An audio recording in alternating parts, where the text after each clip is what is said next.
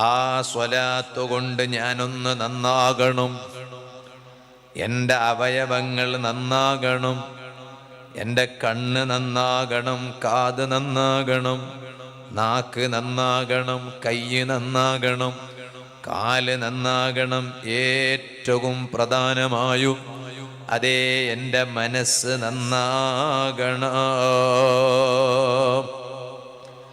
എൻ്റെ കൽബിൽ അല്ലാഹുവിനെ കുറിച്ചുള്ള ചിന്തയുണ്ടാകണം. അതിനാണ് ഞാൻ സ്വലാത്ത് ചൊല്ലുന്നത്. എൻ്റെ ജീവിതത്തിൽ വന്നുപോയ പാപങ്ങൾ അല്ലാഹു തആല പൊറുക്കണം. അതിനാണ് ഞാൻ സ്വലാത്ത് ചൊല്ലുന്നത്. സ്വലാത്ത് ചൊല്ലിയാൽ കിട്ടുന്ന ഏറ്റവും വലിയ നേട്ടങ്ങളിൽ ഒന്നാണ് അല്ലാഹു ആ സ്വലാത്തിൻ്റെ ബറക്കത്ത് കൊണ്ട് മനുഷ്യന്റെ പാപമല്ല പുറത്തു കൊടുക്കും കേട്ടോ. ആ പാപം അല്ലാഹു തആല ഞാൻ ചൊല്ലിയ സ്വലാത്തിന്റെ ബറക്കത്ത് കൊണ്ട് പുറത്തു തരണം. അല്ലാഹു എനിക്ക് മാപ്പ് ചെയ്ത് തരണം. അതുകൊണ്ടല്ലേ നിങ്ങൾ നോക്കൂ, ഹബീബായ അഷ്റഫുൽ ഖൽഖ് മുഹമ്മദുർ റസൂലുള്ളാഹി സ്വല്ലല്ലാഹു അലൈഹി വസല്ലമ തങ്ങൾ അവിടുന്ന് പഠിപ്പിച്ചത് കാണാം. ഓ നിങ്ങള് എന്നും സ്വലാത്ത് ചൊല്ലൂ. പക്ഷേ സ്വലാത്ത് എല്ലാ ദിവസങ്ങളെക്കാളും ഏറ്റവും കൂടുതൽ അധികരിപ്പിക്കേണ്ടുന്ന ഒരു രാവും ഒരു പകലുമുണ്ട്. എന്നും നിങ്ങൾ സ്വലാത്ത് ചൊല്ലുന്നവരാണ് ശരി. പക്ഷേ നിങ്ങൾ ആ സ്വലാത്ത് ഒന്നും കൂടി അധികരിപ്പിക്കേണ്ടുന്ന ഒരു രാവും ഒരു പകലും ഉണ്ട്. അത് ഏത് രാവാണ്, ഏത് പകലാണ്? വെള്ളിയാഴ്ച രാവാണ്, വെള്ളിയാഴ്ച പകലാണ്. ആ വെള്ളിയാഴ്ച രാവിൽ, വെള്ളിയാഴ്ച പകലിൽ നിങ്ങൾ സ്വലാത്ത് ചൊല്ലിയാ പോരാ, അധികരിപ്പിക്കണം. എന്നും ചൊല്ലുന്നതിനേക്കാൾ കൂടുതൽ ചൊല്ലണം. അങ്ങനെ ആ രാവിലും പകലിലും നിങ്ങൾ സ്വലാത്ത് അധികരിപ്പിച്ചാൽ അതിന് നിങ്ങൾക്ക് 3 നേട്ടങ്ങളുണ്ട്, കാര്യലാഭങ്ങളുണ്ട്. ഏതാണ് 3 കാര്യലാഭങ്ങൾ? തുഅറദു അലയ്യ, ആ സ്വലാത്തുകൾ എനിക്ക് മുന്നിൽ, എൻ്റെ മുന്നിൽ അല്ലാഹു തആല ഡയറക്റ്റ് കാണിച്ചു തരൂ. മറ്റു ദിവസങ്ങളുടെ സ്വലാത്ത് പോലെയല്ല. അന്ന് അല്ലാഹു തആല ആ സ്വലാത്ത് നേരിട്ട് കാണിച്ചു തരും. പോരാ, നബി സല്ലല്ലാഹു അലൈഹി വസല്ലമ തങ്ങൾ വീണ്ടും അതിൻ്റെ നേട്ടത്തെ കുറിച്ച് പറയാണ്. ഫഅദുലക്കും, ആ നിങ്ങളുടെ സ്വലാത്ത് ഞാൻ ഇങ്ങനെ കാണുമ്പോൾ നിങ്ങൾക്ക് ഞാൻ ദുആ ചെയ്യും. ചോദിക്കട്ടെ സുഹൃത്തുക്കളെ, ഈ ഹദീസ് നബി സല്ലല്ലാഹു അലൈഹി വസല്ലമ തങ്ങളുടെ ജീവിതകാലത്ത് മാത്രം ബാധകമാണോ? അല്ല. അപ്പൊ ഫഅദുലക്കും, ഞാൻ നിങ്ങൾക്ക് ദുആ ചെയ്യാം. നിങ്ങളുടെ സ്വലാത്ത് അല്ലാഹു തആല എനിക്കിങ്ങനെ കാണിച്ചു തരുമ്പോ ഫഅദുലക്കും, ഞാൻ നിങ്ങൾക്ക് വേണ്ടി ദുആ ചെയ്യും. എപ്പോൾ ദുആ ചെയ്യും? ജീവിതകാലത്തും ദുആ ചെയ്യും, അതിനുശേഷവും ദുആ ചെയ്യും. ശരിക്കും ഈ സ്വലാത്ത് ഇങ്ങനെ കാണിച്ചു തരും ജീവിതകാലത്തല്ലല്ലോ, വഫാത്തിന് ശേഷവും കാണിച്ചു തരും. അങ്ങനെ അൽഹംദുലില്ലാഹ് കൊളപ്പുറത്ത് AR നഗരിൽ അതാ ദർസിലെ വിദ്യാർത്ഥികൾ സംഘാടകരായി നാട്ടിലെ നല്ലവരായ ജനങ്ങളുടെ സഹായത്തോടെ മഹല്ല് കമ്മിറ്റിയുടെയും മഹല്ല് നിവാസികളുടെയും പൂർണ്ണമായ സഹകരണത്തോടെ ഒരു ക്യാമ്പയിന് നടത്തി. കോടിക്കണക്കിന് സ്വലാത്ത് ചൊല്ലി അതിനൊരു ഒരു ദുആ ചെയ്യിപ്പിക്കുന്ന സദസ്സ് എന്ന നിലക്ക് എല്ലാവരെയും ഒരുമിച്ചു കൂട്ടി ഒരു സദസ്സ് സംഘടിപ്പിക്കുമ്പോൾ ഇതാ അല്ലാഹു ഇത് നബി സല്ലല്ലാഹു അലൈഹി വസല്ലം തങ്ങൾക്ക് കാണിച്ചു കൊടുക്കുന്നു. അങ്ങനെ കാണിച്ചു തരുമ്പോൾ ഞാൻ നിങ്ങൾക്ക് വേണ്ടി ദുആ ചെയ്യും. ഓ ഉമ്മമാരെ, സഹോദരിമാരെ, ഇവിടെ തങ്ങന്മാര് ദുആ ചെയ്യാനിരിക്കുന്നു. നേരത്തെ ദുആ ചെയ്തു കഴിഞ്ഞു, ഇനിയും ചെയ്യാനുണ്ട്. എന്നാൽ അവരുടെ എല്ലാം ഉപ്പാപ്പയായ റഹ്മത്തുൽ ലിൽ ആലമീൻ അഷ്റഫുൽ ഖൽഖ് മുഹമ്മദുർ റസൂലുള്ളാഹി സ്വല്ലല്ലാഹു അലൈഹി വസല്ലമ തങ്ങൾ അതാ എനിക്കും നിങ്ങൾക്കും ദുആ ചെയ്യുന്നു. മൂന്നാമതായി അവിടുന്ന് പറയാണ് വഅസ്തഗ്ഫിറൂ, നിങ്ങൾക്ക് വേണ്ടി അല്ലാഹുവിനോട് ഞാൻ പൊറുക്കലിനെ ചോദിക്കുന്നു. ഈ മൂന്ന് നേട്ടം നിങ്ങൾക്ക് ലഭിക്കണമെങ്കിൽ നിങ്ങൾ ചെയ്യേണ്ട കാര്യം ഒന്നേയുള്ളൂ. വെള്ളിയാഴ്ച രാവും വെള്ളിയാഴ്ച പകലും എൻ്റെ മേലെ ധാരാളം സ്വലാത്ത് അധികരിപ്പിക്കൂ. ഇനി നിങ്ങൾ നോക്കൂ, ഒന്നും കൂടി നബി സല്ലല്ലാഹു അലൈഹി വസല്ലം നിങ്ങൾ പറയാണ് ആ വെള്ളിയാഴ്ച ദിവസം. അതുകൊണ്ടാണ് ഉമ്മമാരെ ഞാൻ പറഞ്ഞത്, ഈ ക്യാമ്പയിനോടുകൂടെ സ്വലാത്ത് ചൊല്ലുന്നത് നിർത്തൂലല്ലോ. അങ്ങനെയല്ലേ നിങ്ങള് റബീഉൽ അവ്വൽ പ്രമാണിച്ച് ഒരു ക്യാമ്പയിന് നടത്തുന്നു എന്ന് മാത്രമാണ്. അൽഹംദുലില്ലാ, അത് വലിയ അഭിനന്ദിക്കേണ്ട കാര്യം തന്നെയാണ്. എന്നാൽ അതിൻ്റെ സമാപനത്തോടുകൂടെ സ്വലാത്ത് ചൊല്ലുന്നത് നിങ്ങൾ നിർത്തൂലല്ലോ. അതുകൊണ്ടാണ് ഒന്നും കൂടി സ്വലാത്ത് അധികരിപ്പിക്കുക. പ്രത്യേകിച്ച് വെള്ളിയാഴ്ച രാവും വെള്ളിയാഴ്ച പകലും സ്വലാത്ത് ധാരാളം അധികരിപ്പിക്കുന്നതിന് നന്നായി ശ്രദ്ധിക്കുക.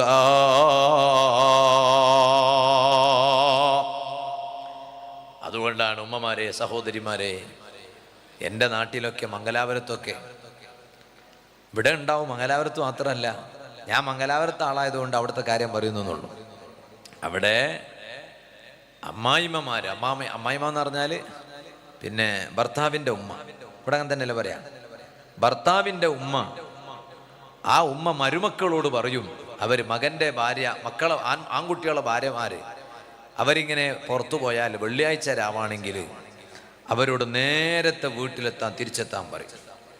മഗ്‌രിബിന് മുമ്പ് തന്നെ വീട്ടിൽ മടങ്ങിയെത്തണം. മഗ്‌രിബിന് ശേഷം പിന്നെ അങ്ങാടിയിൽ ഇറങ്ങൂല.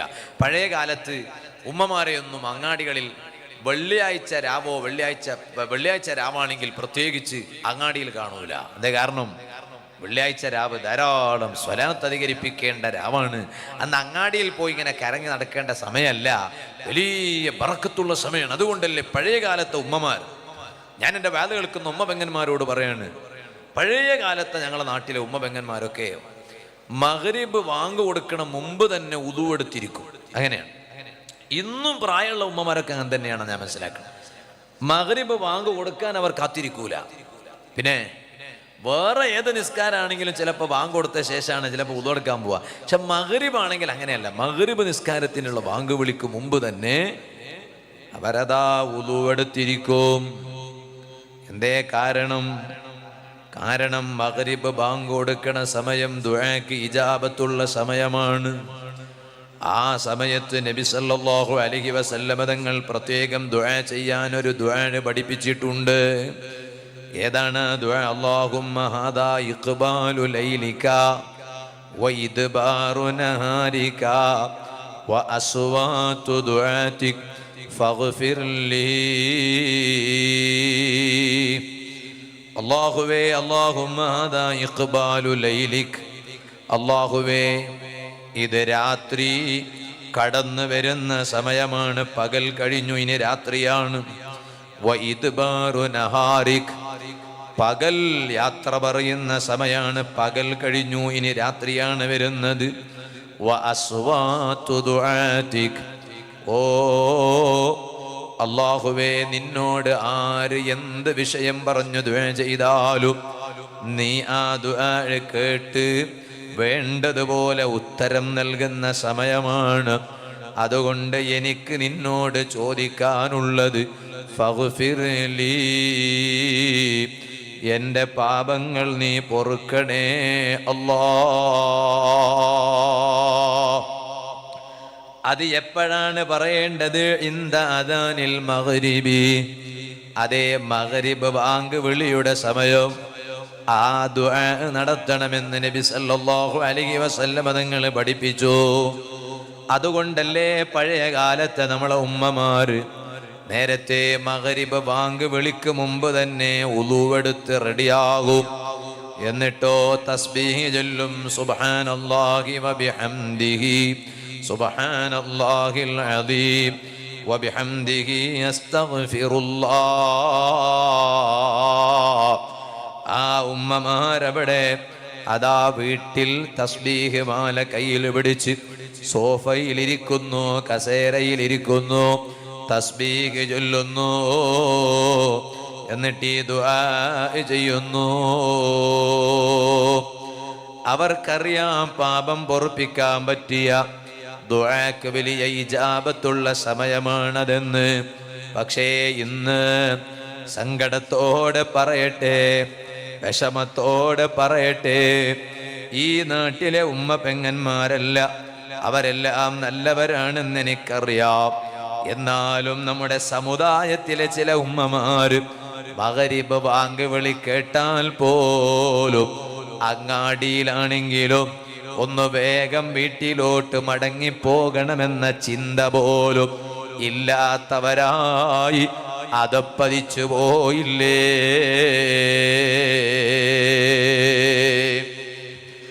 ആ കൂട്ടത്തിൽ പഴയകാലത്തെ ഉമ്മമാരൊക്കെ ഒന്നും കൂടി ശ്രദ്ധിച്ചിരുന്നു. വെള്ളിയാഴ്ച രാവാണെങ്കിൽ പിന്നെ പുറത്തു പോകൂല. അങ്ങാടിയിൽ പോയി നേരം കൊല്ലാനുള്ള സമയമല്ല അത്. അത് എൻ്റെ ഹബീബായ അഷ്റഫുൽ ഖൽഖ് മുഹമ്മദുർ റസൂലുള്ളാഹി സല്ലല്ലാഹു അലൈഹി വസല്ലം തങ്ങൾ റൗള ശരീഫിൽ നേരിട്ട് എൻ്റെ ഉമ്മത്തിൻ്റെ സ്വലാത്ത് അല്ലാഹ് കാണിച്ചു കൊടുക്കുന്നത് കാത്തിരിക്കുകയാണ്. അതൊന്ന് കാണാൻ കാത്തിരിക്കുകയാണ്. ആ കാത്തിരിക്കുന്ന നേതാവിനെ നമുക്കൊന്ന് നിരാശപ്പെടുത്താൻ കഴിയുമോ? നിരാശപ്പെടുത്താനാകുമോ? അതുകൊണ്ടല്ലേ അവിടെ നിന്നൊന്നും കൂടി പറയാണ്, ഏറ്റവും ചുരുങ്ങിയത് വെള്ളിയാഴ്ച രാവോ വെള്ളിയാഴ്ച പകലോ നിങ്ങളൊരു 100 സ്വലാത്തെങ്കിലും എൻ്റെ മേൽ ചൊല്ലണോ? ചെറുപ്പക്കാരെ, അവിടെയാണ് ആവേശം. ഞാൻ ചോദിക്കട്ടെ, ഇന്ന് വെള്ളിയാഴ്ച പകല് കഴിഞ്ഞിട്ടുള്ള രാവാണല്ലോ, വെള്ളിയാഴ്ച പകല് കഴിഞ്ഞിട്ടുള്ള രാത്രിയാണ്. ഇന്നലത്തെ രാത്രി വെള്ളിയാഴ്ച രാവാണ്. ചോദിക്കട്ടെ, ഈ സദസ്സിലുള്ള മുഅ്മിനുകളോട്, യുവാക്കളോട് പ്രത്യേകം ചോദിക്കുന്നു, ഒരു 100 സ്വലാത്ത് വെള്ളിയാഴ്ച രാവോ കഴിഞ്ഞ വെള്ളിയാഴ്ച രാവ് അല്ലെങ്കിൽ വെള്ളിയാഴ്ച പകൽ ഇന്ന് ഏറ്റവും ചുരുങ്ങിയത് ഒരു 100 സ്വലാത്ത് ചൊല്ലിയ എത്ര ചെറുപ്പക്കാരാണ് നമുക്കിടയിലുള്ളത്? ഒരു 100 സ്വലാത്ത്, കൂടുതലൊന്നും അല്ലല്ലോ, ഒരു 100 സ്വലാത്ത്. ഹബീബായ അഷ്റഫുൽ ഖൽഖ് സല്ലല്ലാഹു അലൈഹി വസല്ലം തങ്ങൾ പറഞ്ഞത് തന്നെ എന്താണ്? ആ വെള്ളിയാഴ്ച രാവും വെള്ളിയാഴ്ച പകൽ 100 സ്വലാത്ത് ചൊല്ലിയാൽ ഖലല്ലാഹു ലഹു മിഅത ഹാജ, ആ മനുഷ്യന്റെ 100 ഉദ്ദേശങ്ങൾ അല്ലാഹു തആല പൂർത്തിയാക്കി കൊടുക്കും എന്ന് ഹബീബായ മുഹമ്മദുർ റസൂലുള്ളാഹി, നബി മുഹമ്മദുർ റസൂലുള്ളാഹി. 100 ഉദ്ദേശം അല്ലാഹു പൂർത്തിയാക്കി കൊടുക്കും. അതില് പടച്ച റബ്ബേ 70 മിൻ ഹവായിജി ദുനിയ, 70 ഉദ്ദേശങ്ങളും ദുനിയാവിന്റെ ഉദ്ദേശങ്ങൾ അല്ലാഹു പൂർത്തിയാക്കി കൊടുക്കുക. വ 30 മിൻ ഹവായിജിൽ ആഖിറ, 30 ഉദ്ദേശങ്ങൾ ആഖിറവുമായി ബന്ധപ്പെട്ട ഉദ്ദേശങ്ങൾ 30 അല്ലാഹു തആല പൂർത്തിയാക്കി തരും എന്ന് നബി സല്ലല്ലാഹു അലൈഹി വസല്ലം പറയാം. എന്നിട്ട് അവിടെ നിന്ന് പറഞ്ഞു, അല്ലാഹു തആല ആ ഉദ്ദേശം പൂർത്തിയാക്കലോടുകൂടെ അവസാനിച്ചില്ല. ഈ ചൊല്ലിയ 100 സ്വലാത്തിനെ അല്ലാഹു തആല ഒരു മലക്കിൽ ഏൽപ്പിക്കും. ആ മലക്ക് ഈ സ്വലാത്തിനെ എന്താ ചെയ്യുന്നത്? അതേ യുദ്ഖിലുഹു അലയ്യാ ഫീ ഖബ്രി, ആ മലക്കിനെ ഈ സ്വലാത്തുമായി എൻ്റെ ഖബർ ശരീഫിൽ, എവിടെയാണ് ഖബർ ശരീഫ് ഉള്ളത് ചെറുപ്പക്കാരെ? മദീനയിലാണ്.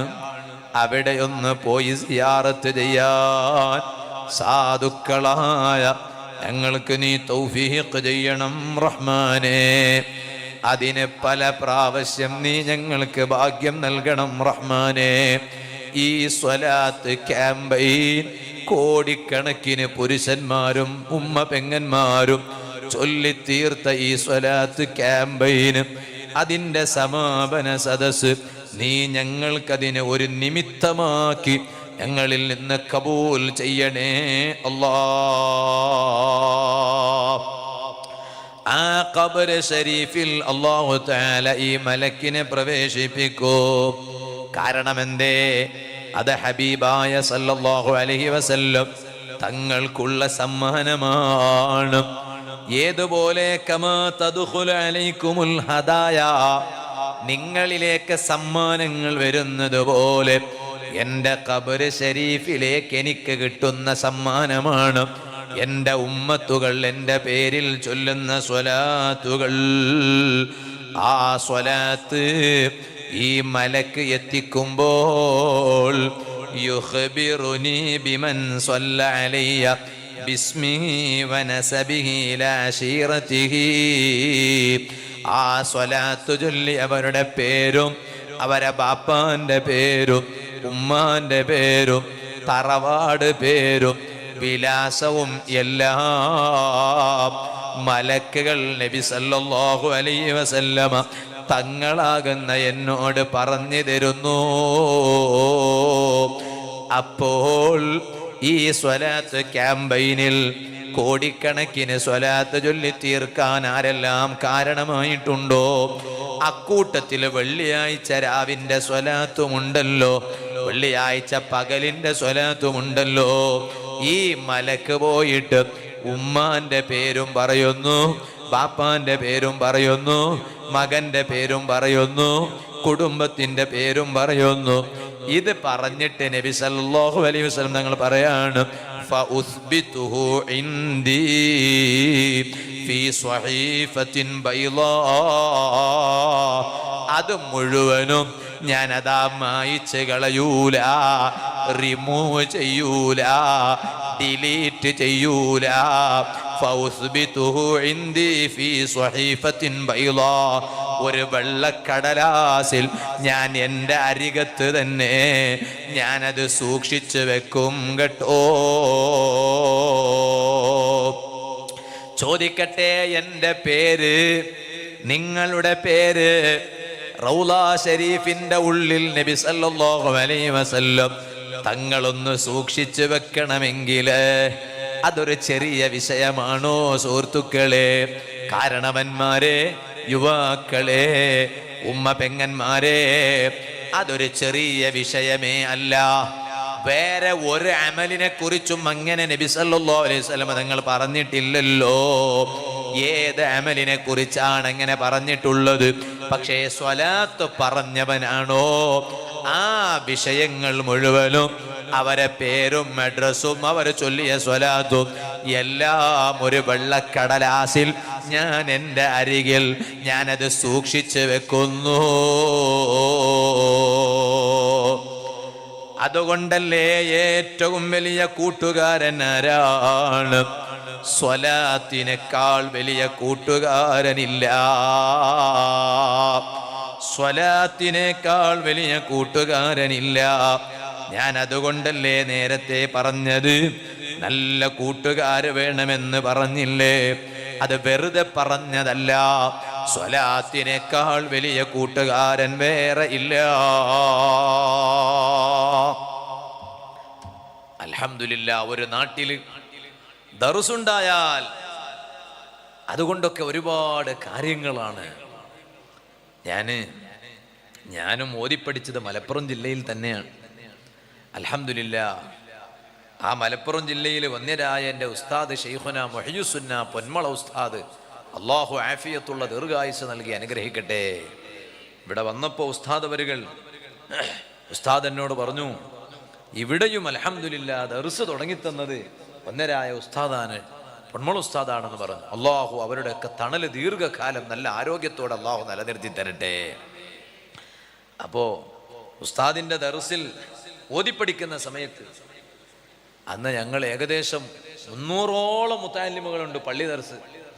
ആ മുത്തഅല്ലിമുകൾക്ക് ഭക്ഷണം നൽകിയിരുന്നത് ആ നാട്ടിലെ ഉമ്മപെങ്ങന്മാരാണ്. ഞാനും ഒരു 4 വർഷക്കാലം ഈ മലപ്പുറം ജില്ലയിൽ ഉസ്താദിൻ്റെ ദർസിൽ 9 വർഷം മൊത്തം ഓതി പഠിച്ചിട്ടുണ്ട്. പിന്നീട് 5 വർഷം അത് പിന്നെ സ്ഥാപനത്തിൽ, 4 വർഷം ഇങ്ങനെ ഓതി പഠിച്ചപ്പോൾ ഞാനും ഭക്ഷണം കഴിച്ചത് ചെമ്മാട്ട് ഒരു വീട്ടിൽ നിന്നാണ്. ഒരു ഉമ്മ ഉണ്ടാക്കി തന്ന ഭക്ഷണം കഴിച്ചിട്ടാണ്. ഞാൻ എൻ്റെ വാല് കേൾക്കുന്ന ഉമ്മ പെങ്ങന്മാരോട് പറയട്ടെ, ഞാൻ ഇന്നും വാല് പറഞ്ഞുകൊണ്ടിരിക്കുകയാണ്. നാളെ എനിക്ക് തിരുവനന്തപുരം ജില്ലയിൽ പെരുമാതുറ എന്ന സ്ഥലത്താണ് നാളത്തെ വാല്. മറ്റന്നാൾ ആ വാല് കഴിഞ്ഞിട്ട് മംഗലാപുരം കാസർഗോഡ് അതിർത്തി തലപ്പാടി KC റോഡിലാണ് വാല്. ഇന്നലെയും ഞാൻ വാല് പറഞ്ഞിട്ടുണ്ട് മംഗലാപുരത്ത് കൃഷ്ണാപുര എന്ന സ്ഥലത്ത്. മിഞ്ഞാന്നും കർണാടകയിൽ ഉടുപ്പി ജില്ലയിൽ ആത്രാടി എന്ന സ്ഥലത്ത് ഞാൻ വാല് പറഞ്ഞിട്ടുണ്ട്. എൻ്റെ വാലിൻ്റെ ഡേറ്റിൻ്റെ വിവരങ്ങൾ അറിയിക്കുകയൊന്നുമല്ല. പക്ഷേ ഞാൻ ഈ ദിവസങ്ങളിലൊക്കെ വാല് പറഞ്ഞ് ആ സദസ്സിലുള്ള ജനങ്ങൾ എന്തെങ്കിലും അവർക്കൊരു അറിവ് ലഭിച്ച് അവരതനുസരിച്ച് അവരുടെ ജീവിതത്തിൽ ഒരു മാറ്റമുണ്ടായാൽ അതിൻ്റെ പ്രതിഫലം അള്ളാഹു കബൂൽ ചെയ്തുവെങ്കിൽ ഒരു പ്രതിഫലം എൻ്റെ ഉമ്മാക്ക് കിട്ടും. എനിക്ക് ജന്മം നൽകിയ എൻ്റെ പ്രിയപ്പെട്ട ഉമ്മാക്ക് കിട്ടും. വേറൊരു പ്രതിഫലം എൻ്റെ ജനനത്തിന് കാരണക്കാരനായ എൻ്റെ ബാപ്പക്ക് കിട്ടും. അള്ളാഹു ആ ബാപ്പാൻ്റെയും ഞങ്ങളിൽ നിന്ന് മരിച്ചവരുടെയൊക്കെ ഖബർ അള്ളാഹു സ്വർഗീയ ഖബറാക്കി കൊടുക്കട്ടെ. അള്ളാഹു എൻ്റെ ഉമ്മാക്കും ഞങ്ങളെ ഉമ്മമാർക്കും ഞങ്ങളെ ഉപ്പമാർക്കും ഞങ്ങൾക്കൊക്കെ കുടുംബത്തിനൊക്കെ അള്ളാഹു ആഫിയത്തുള്ള ദീർഘായുസ്സ് തരട്ടെ. ഞാൻ പറഞ്ഞു വന്നത്, ഒന്ന് ഉമ്മാക്ക് കിട്ടും, ബാപ്പാക്കും കിട്ടും. മറ്റൊന്ന് എനിക്ക് അറിവ് പകർന്നു തന്ന എൻ്റെ ഉസ്താദുമാർക്കും കിട്ടും. പിന്നെ ആർക്കാ കിട്ടുക?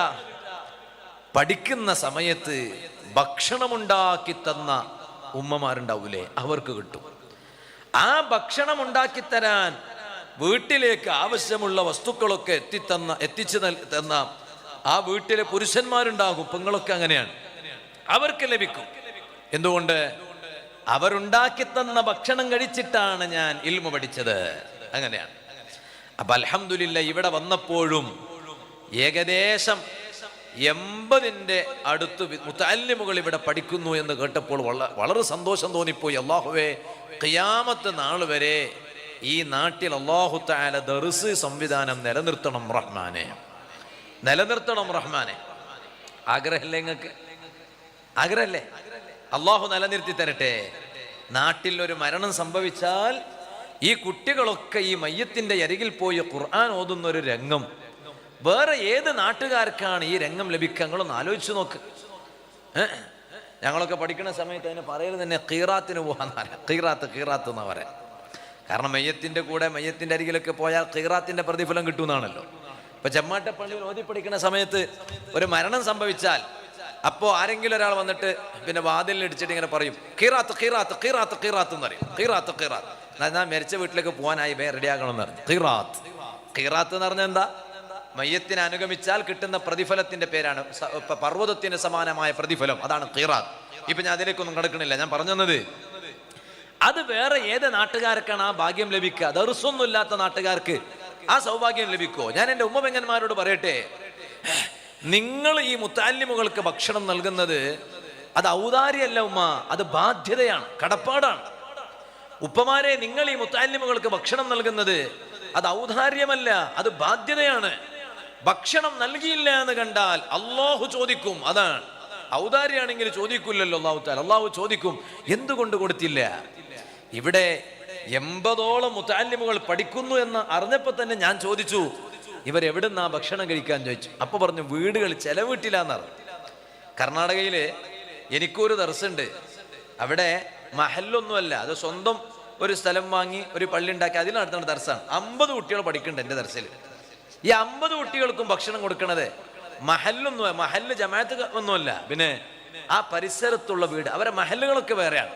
പക്ഷെ പരിസരത്തുള്ള വീട്ടിലെ ഉമ്മ പെങ്ങന്മാര് അവര് നമ്മളെ വാദമൊക്കെ കേട്ടിട്ട് അൽഹംദുലില്ലാഹ് അവരാണ് ഈ 50 മുതഅല്ലിമുകൾക്ക് ഭക്ഷണം നൽകുന്ന. അല്ലാഹു തആല അവിടുത്തെ ഉമ്മമാർക്കും ഇവിടുത്തെ ഉമ്മമാർക്കൊക്കെ, അവിടുത്തെ ഉപ്പമാർക്കും ഇവിടുത്തെ ഉപ്പമാർക്കൊക്കെ അല്ലാഹു വലിയ ബറക്കത്ത് നൽകട്ടെ, ഖൈർ നൽകട്ടെ. അതൊരു ചെറിയ സംഗതിയൊന്നും അല്ലല്ലോ. മദീനത്തെ പള്ളിയിൽ നിങ്ങളൊന്ന് ആലോചിച്ച് നോക്ക്. ആ മദീനത്തെ പള്ളിയിൽ ദർസിന് തുടക്കം കുറിച്ചു നബി മുഹമ്മദുർ റസൂലുള്ളാഹി സ്വല്ലല്ലാഹു അലൈഹി വസല്ലം തങ്ങൾ. അന്ന് അഹ്ലു സുഫക്കാർ വഹും ഫുഖറാ, വളരെ സാധുക്കളാണ് അവര്, പാവങ്ങളാണ് അവര്, പാവം. ആ സുഫക്കാരായ മുതഅല്ലിമുകൾക്ക് മദീനയിലെ അൻസ്വാറുകളായ സ്വഹാബത്താണ് ആ മുതഅല്ലിമുകൾക്ക് ഭക്ഷണം നൽകിയത്.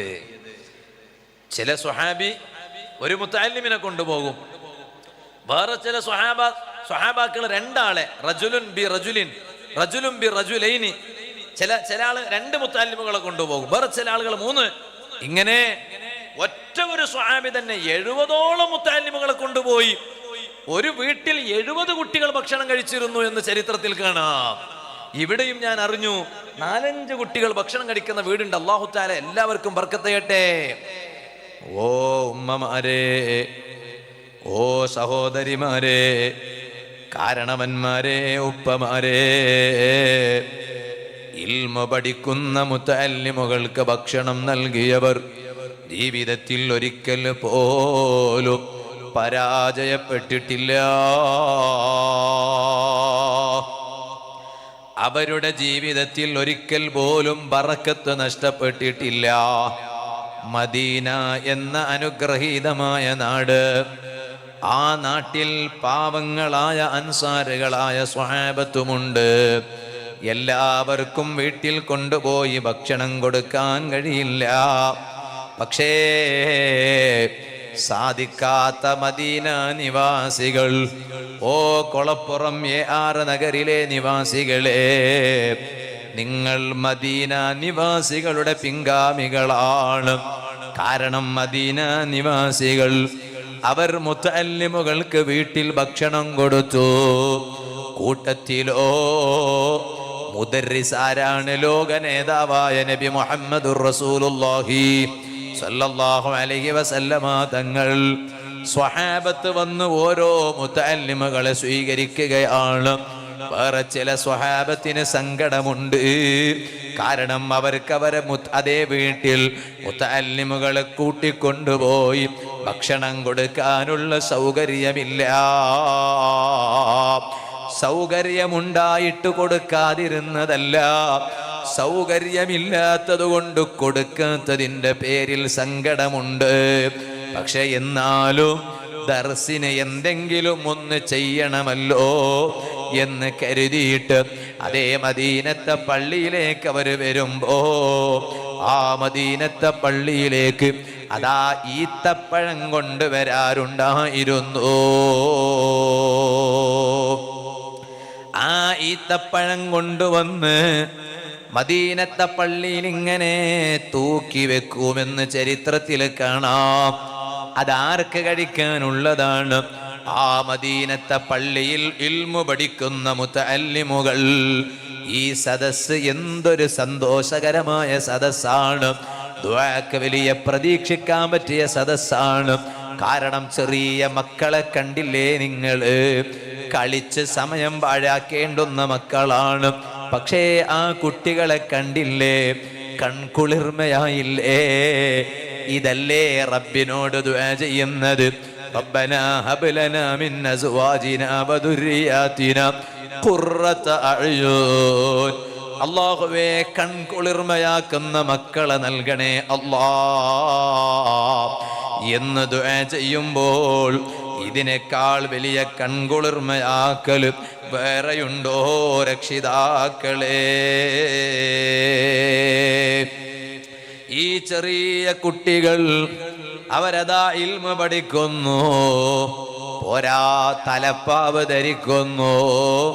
അവർ വലിയ മുദർരിസുകളായിട്ടില്ല, വഅദ് പറയുന്ന കോലത്തിലെത്തിയിട്ടില്ല. പക്ഷേ അവർ അതിലേക്ക് എത്തുന്നവരാണ്. ഇപ്പോൾ നന്നായി അധ്വാനിച്ച് പഠിക്കുന്നവരാണ്. അല്ലാഹു ഈ മുതഅല്ലിമുകളെയും ഇവിടെ ദർസിൽ പഠിക്കുന്ന മുതഅല്ലിമുകളെയും ഞങ്ങളെ മുതഅല്ലിമുകളെയും ഞങ്ങളെ എല്ലാവരെ മക്കളെയും നീ പരലോകത്ത് ഞങ്ങളെ കൈപിടിച്ച് സ്വർഗത്തിൽ കൊണ്ടുപോകുന്ന നല്ല മക്കളാക്കി തരണേ അല്ലാഹ്. ഓ സുഹൃത്തുക്കളെ, ഞാൻ പറഞ്ഞു വന്നത് ഭക്ഷണം കൊടുക്കാൻ കഴിയാഞ്ഞിട്ട് അവസാനം ഈത്തപ്പഴം കൊണ്ടുവന്നു വെക്കുന്നു. പടച്ച റബ്ബിന്റെ കോടതിയിൽ അതെങ്കിലും ഞാൻ കൊടുത്തു എന്ന് പറയാൻ കഴിയണമല്ലോ. ഉമ്മമാരെ, മുതഅല്ലിമുകൾക്ക് ഭക്ഷണം കൊടുക്കാൻ അല്ലാഹു നിങ്ങളെ തെരഞ്ഞെടുത്തുവല്ലോ, എല്ലാവരെയും. കാരണം ഈ കുട്ടികൾ അള്ളാന്റെ ദീനിന്റെ ഇൽമ പഠിക്കുന്നത്. അവർക്ക് ആരാരെ ഭക്ഷണം കഴിച്ചാൽ പറ്റൂല.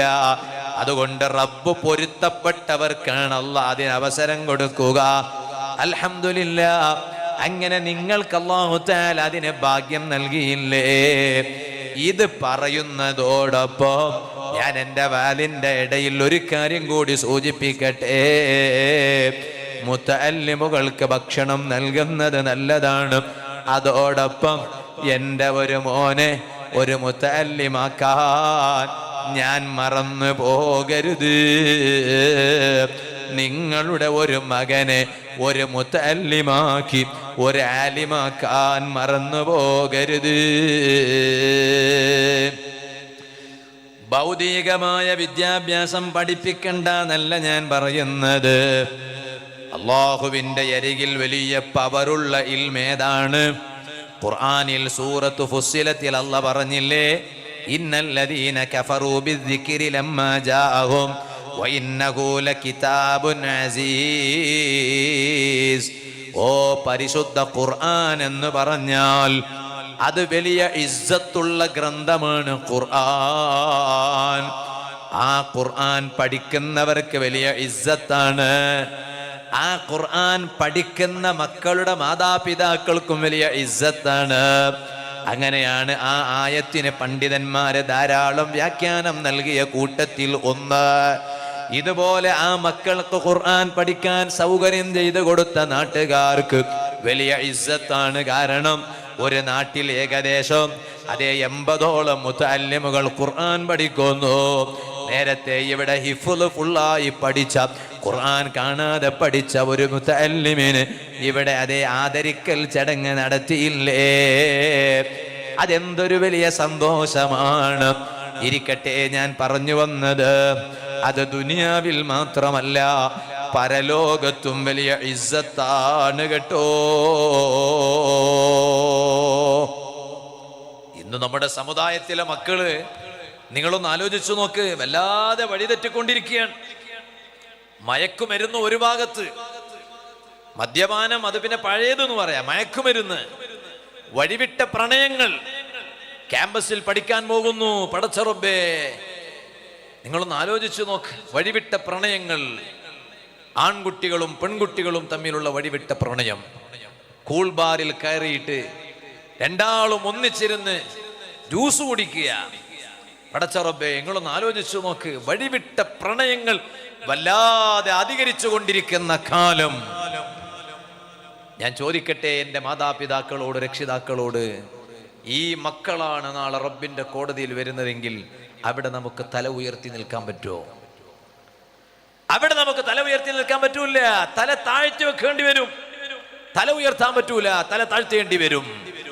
അതേസമയം എൻ്റെ മകൻ, ആ മകൻ ഒരു ദർസിൽ ചേർന്ന് പഠിച്ചു. അവൻ ഒരു മുതഅല്ലിമായി പഠിച്ച് വളർന്ന് ഒരു ആലിമായി. ഏറ്റവും ചുരുങ്ങിയത് എല്ലാ മക്കളെ അതുപോലെ എല്ലാവർക്കും അതേ ചെയ്യാൻ കഴിയില്ല എന്നുറപ്പാണ്. പക്ഷേ കൂട്ടത്തിൽ ഒരു ആൺകുട്ടിയെങ്കിലും ഒരു ആലിമാക്കിയാൽ ആ മോനെ കൊണ്ട്, മക്കളെ കൊണ്ട് പരലോകത്ത് വലിയ ഇസ്സത്താണല്ലോ ഉമ്മമാരെ. ഇതേ ദർസിൽ പഠിക്കുന്ന മുതഅല്ലിമുകൾക്ക് ഭക്ഷണം നൽകുന്ന ഉമ്മമാരോട് ഇക്കാര്യം കൂടി ഞാൻ പറയാണ്. അതുകൊണ്ട് ഒരു മോനെങ്കിലും ഒരു ആലിമാക്കാനൊന്ന് ശ്രദ്ധിക്കണേ. അതുകൊണ്ടല്ലേ നിങ്ങൾ നോക്കൂ, പരലോകത്ത് വലിയ പവറുള്ളവർ ആരാണ്? ഹദീസിൽ കാണാം, ഹബീബായ അഷ്റഫുൽ ഖൽഖ് മുഹമ്മദുർ റസൂലുള്ളാഹി സല്ലല്ലാഹു അലൈഹി വസല്ലമ തങ്ങൾ ആഖിറത്തിൽ നടക്കാൻ പോകുന്ന ഒരു രംഗം നബി സല്ലല്ലാഹു അലൈഹി വസല്ലമ തങ്ങൾ പറഞ്ഞു തരികയാണ്. ആ കൂട്ടത്തിൽ എവിടെന്ന് പറയാണ്, യുദ്ആ യൗമൽ ഖിയാമത്തി ബി അഹ്ലിൽ ഖുർആൻ.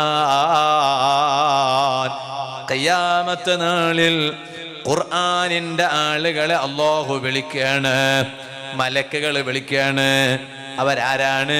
ഖുർആൻ പഠിച്ച മക്കളാണ്. ഖുർആനെ കാണാതെ പഠിച്ചു, ആ ഖുർആനിന്റെ ആശയം പഠിച്ചു, ഖുർആനിന്റെ വ്യാഖ്യാനം പഠിച്ചു, ആ ഖുർആനിന്റെ ഇൽമ പഠിച്ചു, ആ ആളുകളെ അല്ലാഹു തആല ഖിയാമത്ത് നാളിൽ വിളിക്കുകയാണ്. എന്നിട്ടോ അവരുടെ തലയിൽ മലക്കുകൾ വന്ന് അതാ കിരീടം വെച്ചു കൊടുക്കുന്നു.